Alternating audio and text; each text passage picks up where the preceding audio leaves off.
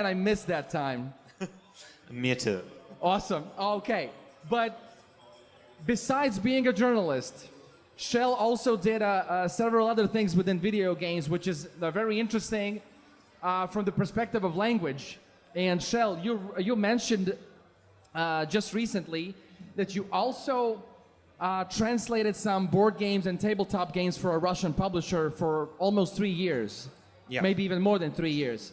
So you translated games as well. And now I'm wondering, what were the languages you were translating into?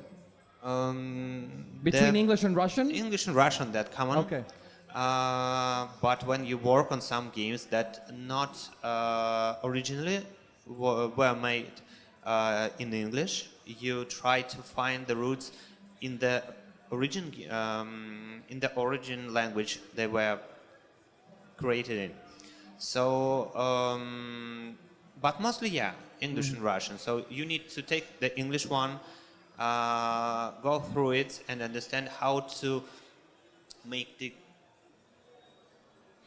localize it right, to the exactly. Russian-speaking community, because they have a lot of jokes, they have a lot of everything that understandable inside the culture, but that can't be understandable inside the Russian culture. The spirit of message needs to be also conveyed in a different language. Yeah. So what I wonder here is, there was this Russian publisher, and you worked for them for 3 years as a translator.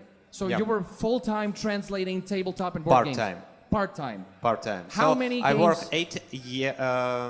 8 hours on my primary work, and then I work 8 hours on translating the game, because I understand that I need to do this. I want to do that as. So wait, but you said part-time, right? That's a part-time, but that was my choice. You still did 8 hours, nevertheless. Yeah.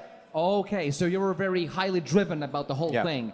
How many games have you translated in the course of 3 years? I think. Do you 10 remember? for sure. 10. I can remember the biggest of them, but there were also several smaller ones, which if I saw them, I saw their names, I say, oh yeah, I translated that, but I couldn't recall all of them right now, I think. That's interesting. Can you name one title maybe that